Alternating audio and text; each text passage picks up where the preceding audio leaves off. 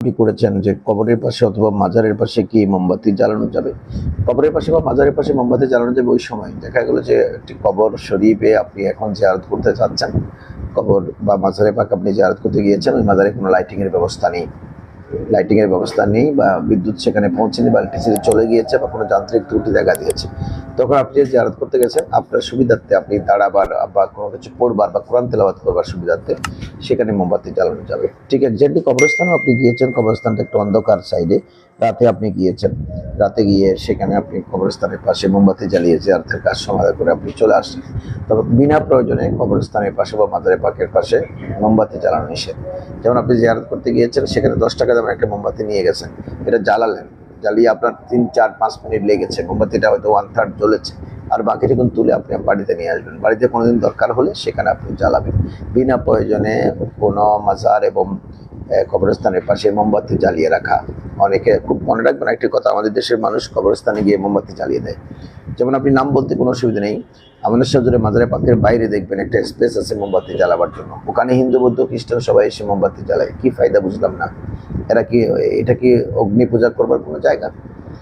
মজুসিরা তো অগ্নি পূজা করে, তো অগ্নি পূজা করলে ওরা তো আগুন জ্বালাবেই, ওরা যেখানে যাবে সেখানে আগুন জ্বালাবে। কিন্তু আমার মাজারে পাকি কেন?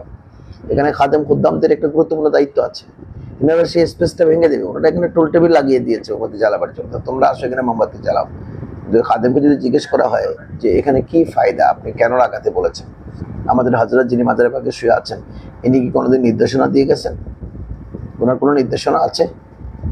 কোনো জবাব দিতে পারবে না। ইনারা বলবে যে আমরা এগুলাতে বাধা দিলে লোকজন এখানে আসবে না। অন্যদের উদ্দেশ্য একটা, এখানে হিন্দু বৌদ্ধ মুসলিম যে আসুক না কেন, কোনো বাধা নেই, সবাই আসবে।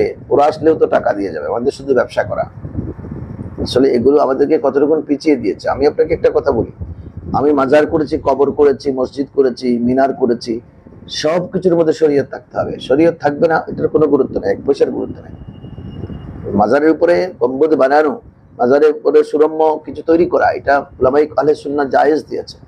এটা কোন প্রেক্ষাপটে জায়েজ দিয়েছেন আপনাকে সেটা বুঝতে হবে, কিন্তু সেই প্রেক্ষাপটটা আপনি পাওয়া যাবার পরে সেটা বানাতে পারবেন।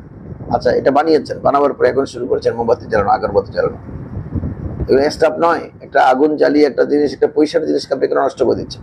এখন আপনি বলতে পারেন যে কেউ যদি এখানে মোমবাতি নিয়ে আসে, হ্যাঁ অনেকে মোমবাতি নিয়ে আসেন, এটা আগে থেকে রেওয়াজ হয়ে গেছে। ওই যে গ্রাম দেশে তখন বিদ্যুৎ ছিল না, মাগরিবের পরে এশার নামাজ, মাগরিবের নামাজ, এশার নামাজ মাজারে পাকের পাশে মসজিদে পড়বার জন্য এবং মাজারে পাক জিয়ারত করতে সুবিধার জন্য লোকজন তখন মোমবাতি উপহার দিতেন। তো কোথায় পাবেন? মানুষ সবাই গরিব ছিলেন একসময়, গ্রামে গ্রামে বিদ্যুৎ পৌঁছে নাই। তো ওই মোমবাতি নেওয়ার রেওয়াজ এখন রয়ে গেছে, যে বাজারে বাগে যাচ্ছি আপনি এক বান্ডিল মোমবাতি নিয়ে যান, হ্যাঁ নিয়ে গিয়ে মোমবাতিগুলো খাদেম করতে আমরা সুরক্ষা করবে, সুরক্ষা করে এগুলো একটা দোকানে তারা বিক্রি করে দেবে, বিক্রি করে ওই টাকাগুলো মাজার ফান্ডে উন্নয়নের কাজে চালাবে। যেমন একটি লাইট, একটি ভাল্ব নষ্ট হয়ে গেল, এটা ওই টাকা দিয়ে কিনবে। আমি তো বলছি না যে আপনি আপনার বাড়ি থেকে টাকা এনে এখানে দেন, কিন্তু আমার প্রশ্ন হচ্ছে একটাই, যে আপনি বসে থাকবেন, কোনো কাজ করবেন না, ব্যবসা নেই, বাণিজ্য নেই, কিচ্ছু নেই, কিন্তু আপনি এখান থেকে টাকাটা নিয়ে আপনার বাড়িতে চলে যাবেন এবং নাদুস নুদুস জিন্দগি বসর করবেন। এনাদের গাড়ি আপনি দেখেছেন আমাদের টাকায়। আমার হিংসা হচ্ছে এটা না, আপনি বলতে পারেন যদি আপনি হিংসা করতেছেন, আমি হিংসা করছি না। আমাদের সাহিবুল মাজার, ওনার জীবন কিরকম ছিল, আমার শ্বশুরের জীবন কিরকম ছিল, ওনাদের ইনি ব্যক্তিগত জীবনে কি আড়ম্বরতা ছিল না আড়ম্বর জীবন ছিল? আপনি তো সম্পূর্ণ আড়ম্বর, ওনাকে বেছে বেছে খাচ্ছেন।